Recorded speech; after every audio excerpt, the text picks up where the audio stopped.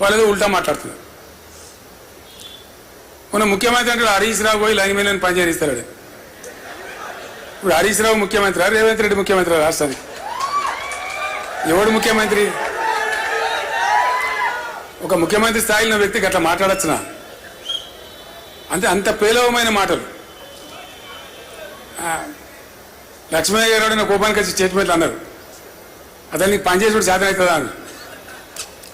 ఎందుకంటే ఇంత అద్భుతమైనటువంటి పథకాలు కొన్ని, అంత బాగా వచ్చిన కరెంటు ఎట్లా ఫెయిల్ అవుతుంది అసమర్థత కాకపోతే?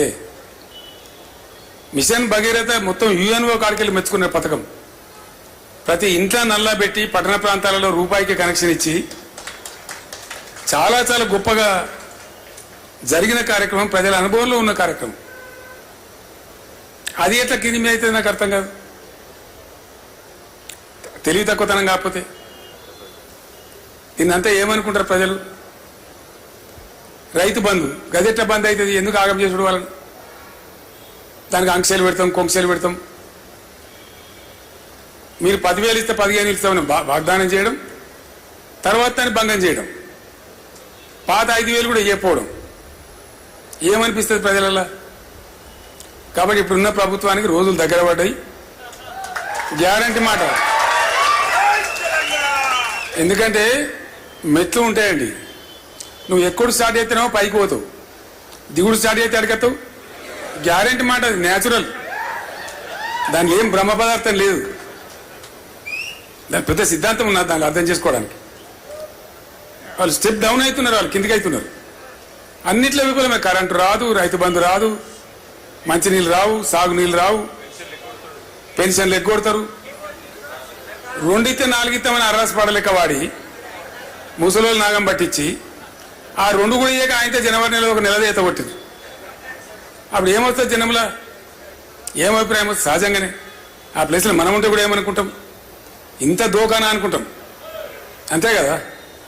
సో ఇవన్నీ పరంపర జరుగుతూ ఉన్నాయి. నిన్న ఇంకోటి ఏంటంటే, ఇప్పుడు ఆ రైతులు నిరంతరంగా ఉండి 9 ఏళ్ళు పాపం. అంతకుముందేమో పోలీస్ టౌన్లలో పెట్టి ఎరువు బస్తాలు అమ్మిండ్రు, లాఠీ చార్జీలు చేసిండ్రు. మనం వచ్చిన తర్వాత 60 కష్టం పడి ఆ బాధ తీసేసినాం.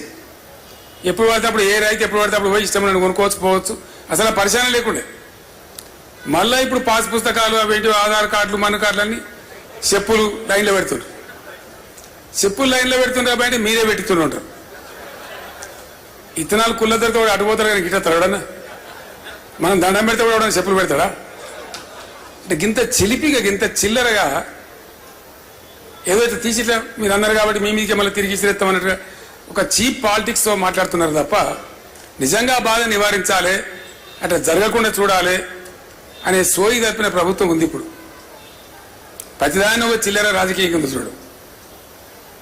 అద్భుతమైన కార్యక్రమం తెచ్చిన మనం దళిత బంధు, దాన్ని నిలిపేసిండ్రు. మీరు 10 లక్షలు ఇస్తే మేము 12 లక్షలు ఇస్తామన్నారు. ఇలా దాని ఆతా లేదు, పతా లేదు, అడిగిన లేడు, పడుచుకున్న లేడు అని ప్రతి వాళ్ళు అందరి కోపం వస్తున్న కారణం ఏంటంటే ఒకళ్ళు కాదు, యావత్తు తెలంగాణ సమాజానికే మోసం. గీత కార్మికులు ఉండి మొత్తం బంద్ పెట్టిన రంగారెడ్డి జిల్లాలో అంతకుముందు ప్రభుత్వం కళ్ళు దుకాణాన్ని బంద్ పెట్టింది. ఉద్యమంలో నేను చెప్పిన తెలంగాణ వచ్చిన తెల్లారి మొత్తం తెరిపిస్తాను, బ్రహ్మాండంగా తెరిపించినాం. ఇక్కడ హైదరాబాద్ వాళ్ళకి కాదు, మన ఊళ్ళలో ఉండే గౌడ మిత్రులకు కూడా పని దొరికింది, బతికింది. మనం చెట్ల రకం మాఫ్ చేసినాం, కోట్లాదిగా ఈత తాటి వనాలు పెంచినాం. ఎందుకంటే ఒక వృత్తి ఆ కార్మికులు బతకాలని మనకు సోయి ఉండే కాబట్టి. ఇవాళ కళ్ళు డిపోల మీద దాడులు అంటే బతకనిస్తలేరు వాళ్ళని. ఎందుకో నాకు అర్థమవుతలేదు. భయంకరమైన దాడులు వాళ్ళ మీద. గీత కార్మికులంతా మొత్తుకుంటా ఉన్నామని నాకు 4 పెద్ద మనుషులు అయితే చెప్తున్నారు. ఇదేం దౌర్జన్యం సార్ తీసారా, మీరు నోరు తెరవాలంటే తెరుస్తాం, ఎందుకుంటాం. మా నాయకులు లేరా, మా గౌడ నాయకులు లేరా, మొత్తం మాట్లాడతాం, అవసరమైతే యుద్ధం చేస్తామని చెప్పండి, మీ తెలుగు రాకుండా చేస్తామని చెప్పాను. జైల్లో పెట్టుడు, కేసులు పెట్టుడు. వాళ్ళేం దొంగ పని చేసేవాళ్ళు కళ్ళు అమ్ముకొని బతారు, అంతకుమించి పెద్ద దొంగ పని చేసేవాళ్ళు కాదు. మళ్ళీ వాళ్ళు కోటీశ్వర్లు కాదు, స్మగ్లర్లు కాదు. ఉన్న చెట్లు, దేవుడు ఇచ్చిన చెట్లను గీసుకొని ఊళ్ళో కళ్ళు అమ్ముకొని బతారు. నిజంగా కళ్ళు తాగి చచ్చిపోయేవాళ్ళు ఎంతనండి? నేను ముఖ్యమంత్రి ఉన్నప్పుడు మాట్లాడితే నేను అడిగిన, ఒక హోటల్ ఉన్నది, వానికో 50 మంది గిరాకీ ఉన్నది పర్మనెంట్. ఆ గిరాకీ ఉండాలని కోరుకుంటాడా, పోవాలని కోరుకుంటాడా? వాడు వాళ్ళకి కలుషితం చేస్తాడా? సేమ్ కళ్ళు గీత కార్మికుడు కూడా అదే పని.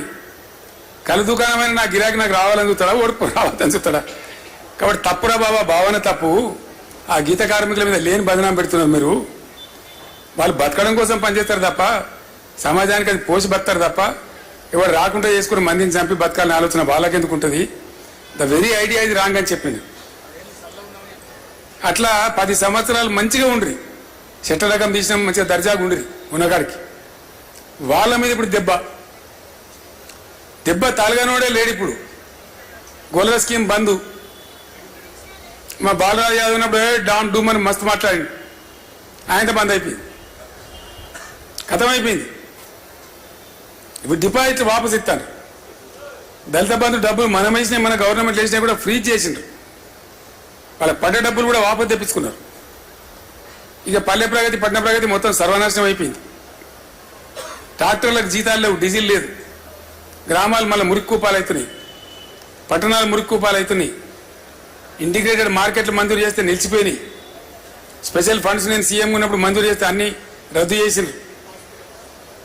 ఇక దవాఖాన్ల పరిస్థితి మరీ దారుణం తయారైపోయింది.